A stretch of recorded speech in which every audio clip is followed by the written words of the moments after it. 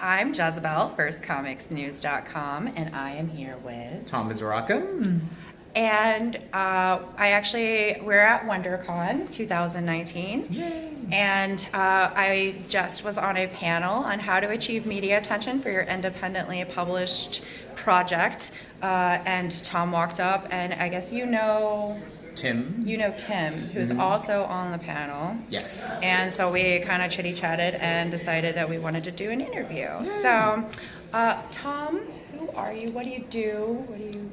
Well, I'm a writer by nature. I've written all different forms of writing, but the one that really stuck is playwriting. Okay. I think I have a knack for dialogue, and apparently other people think that because this year I have 3 full-length plays opening in 3 major cities within 3 months. Congratulations. Thank you. So, for those of you who are out there doing the playwriting thing, you have to say this is a big deal because it is really hard to get a theater to take a chance on a full-length play. Now, 10-minute plays, those are they're not any easier to get into, but there's a lot more calls for them. You'll see, because they'll be able to do 10 to 12 a night and get as many authors involved as possible. But to have someone take a chance on a full-length, Let alone 3 in different areas is, I'm very proud, I have to say, because it's self-promotion, but I'm also very proud of myself that I've actually gotten to this level and encourage everyone to continue doing it because, you sit there in rejection, and then suddenly, bam, 3 things at one time is pretty amazing. And humans are awful creatures. They pretty are, yeah. So we notice that a lot in theater. So we have some awful people on stage. We have some wonderful people, and we have some wonderful people on stage too. So sure. So what do you want to talk? Yeah, well, I would love to give individually. So the first one opening on, I think we have a invited dress on April 14th, and then we open on April 21st off Broadway is Geeks the Musical. Okay. It is a musical adventure of a gaggle of geeks through a Comic-Con. Not San Diego Comic-Con, of course, but probably San Diego Comic-Con. They're not necessarily the best. Well, but it is. I mean, it does mention like Hall H and things like that. But even though it's in New York City, so I don't know, they have their own Comic-Con there. They sure do. So, but pretty it's fab. so it is. Geeks is actually my most produced show. It ran twice in Los Angeles at Right Act Repertory Theater and broke all their box office records. And then it was produced off Broadway in 2013 or 2014, and then it was produced at San Diego Comic-Con in 2014. So that was pretty exciting. Sure. So, and now we're off Broadway, so we're the biggest venue yet. Congratulations. And then my play Figments won the Las Vegas Little Theater New Works Award. It is the 2nd time I've won this award, and the 3rd time I've placed. I feel like I just won the Oscars. This is Tom's 2nd award, and 3rd. That's a little bit more of it's a dark comedy about a writer who goes to finish his novel in Cape Cod, and people start showing up, and we begin to question the reality of these people. Okay. And that opens the first weekend in May in Las Vegas. Okay. And then in June in Los Angeles, which is not too far from where we are in my current hometown, is Masters of the Dark Realm opens, produced by Force of Nature Productions, opens at the Actors Workout Studio in North Hollywood. And that is a story about a group of Dungeons & Dragons players, not Dungeons & Dragons, I'm sorry, Masters of the Dark Realm players, who at around age 40 decide that the game has to end and how they have to deal with that reality. And then on top of that, more reality just hits them in the face. So that again is a drama comedy and takes into the elements a lot of the geek world. So as a philosophy, I like writing theater about things that we don't often see on the stage, like a Comic-Con. People playing Dungeons and Dragons. I know there are a lot of other plays like She Kills Monsters of that, but I like, I also feel that these are underused worlds. Sure. And great to see them on stage, and also brings a different audience in that who don't probably go to as much theater as the rest of us.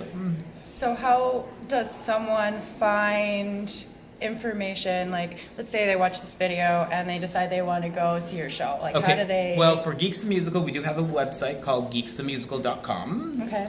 At Twitter, we're at Musical Geek. I haven't done Instagram yet because I'm bad, and it was when we first went, Instagram wasn't around. But I am hoping to do an Instagram before the New York show opens. There's also a Facebook page, Geeks the Musical. Okay.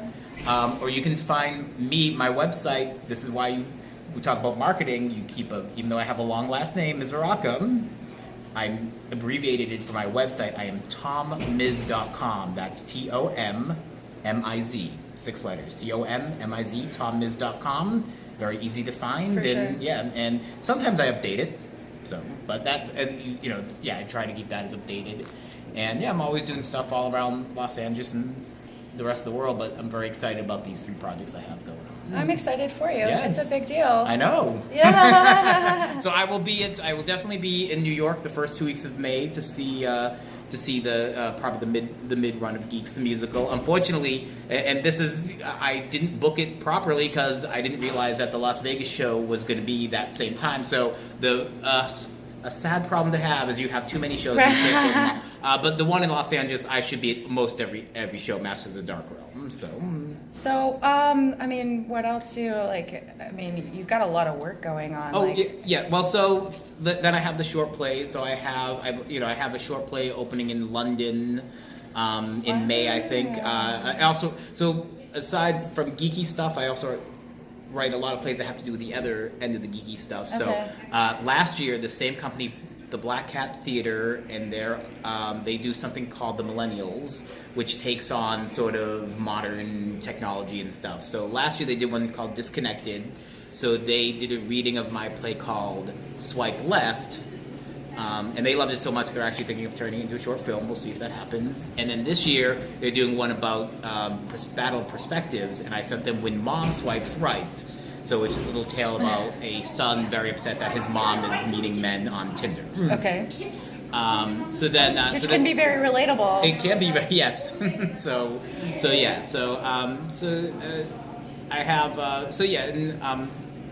think I do have another short opening in Los Angeles at the Whitefire Theater. I've been very fortunate. The Whitefire Theater, they do 2 times a year. They do series of shorts. And they've had one or more of my plays in their shorts festival for, about 5 years now.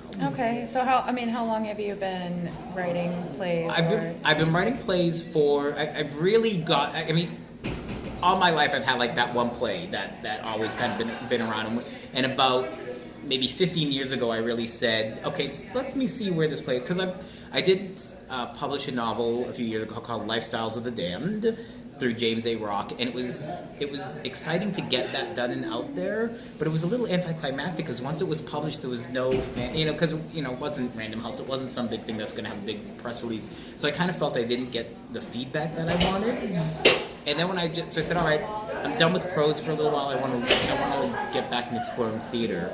And this might sound like a very egotistical thing, but the excitement of theater is you can be in the audience, and the audience can be the Amazon, the audience can be a small black box theater, the audience can be, the stage could be here at Wondercon, but you can hear an audience react when they laugh, when they gasp, when they, when they have some visceral reaction, which you don't get when you write novels or even sometimes comics. So it's a very, I feel like that's where my work belongs, and to know that I'm making a connection with an audience is what I enjoy.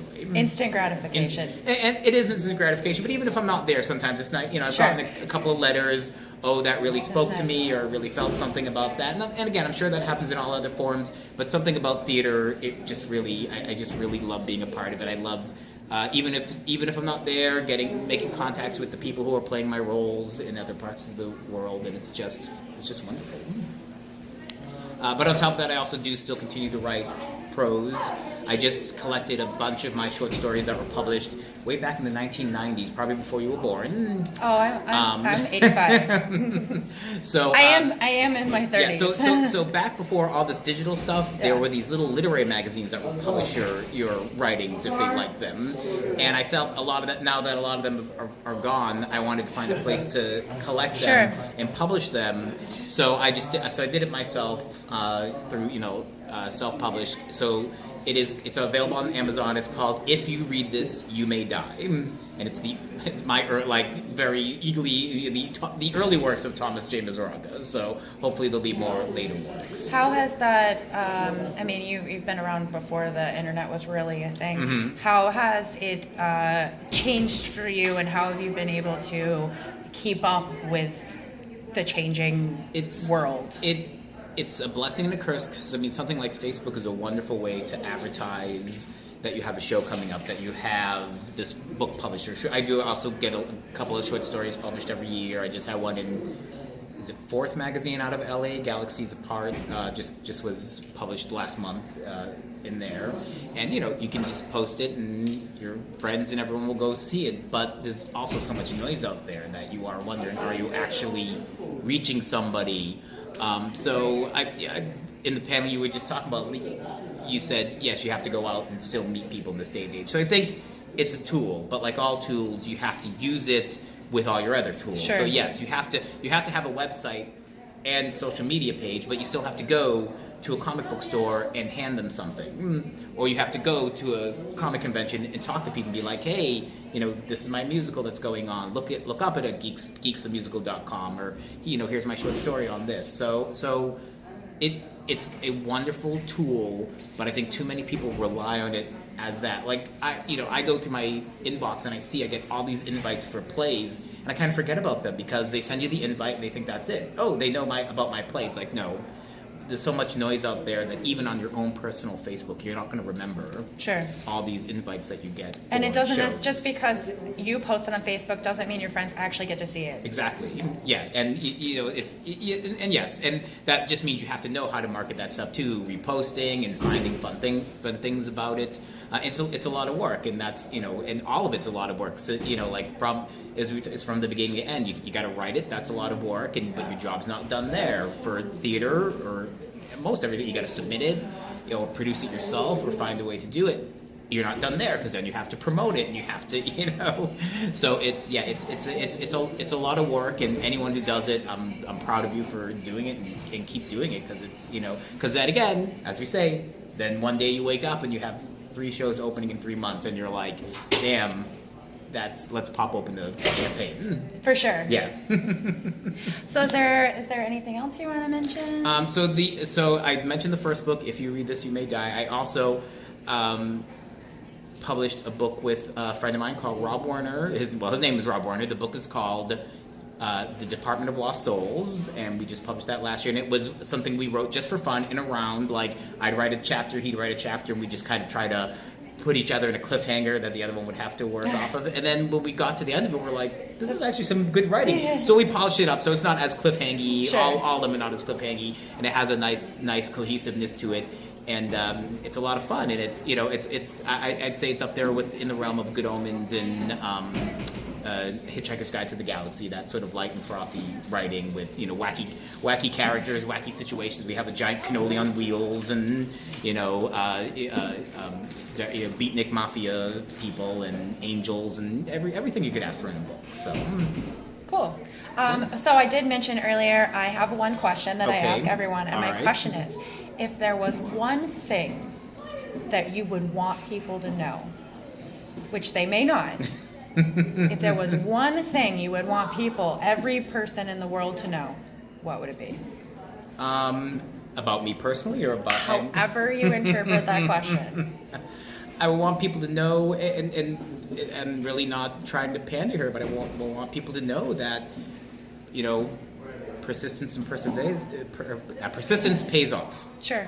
And perseverance pays off, and that if you work hard, you reap the benefits. And a lot of people, and I say that because a lot of people they'll send something out, they'll get a rejection, and they'll be like, I'm not doing this again for 3 months, and it's Right. like, no, I'm like, my inbox is filled with rejections every Yeah. day. So it's just you got to keep at it. That's that, you know, it's hard. People are, and you run into people are cruel, and people will say the meanest things about yourself. I remember I posted that I was at Sardi's, and I said someday my New York literary agent is going to take me here and treat me to dinner, and somebody posted, it's not going to happen.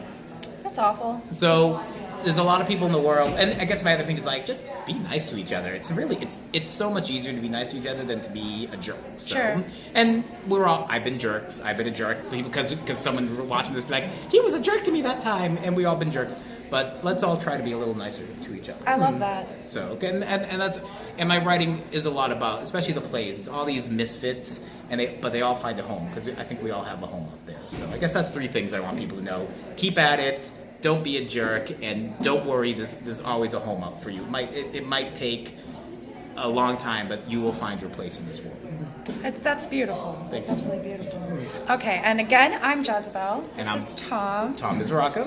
And you want to run your website by real quick Yes, again? it's tommiz.com, TOMMIZ, and geeksthemusical.com. And or just find me on Facebook under Tom Misuraca, MISURACA. I'd love to meet new people all the time. Excellent. Thank you so much for your time. Thank you for really your time. Appreciate you. It's awesome. Yay! Wondercon! See ya. Bye.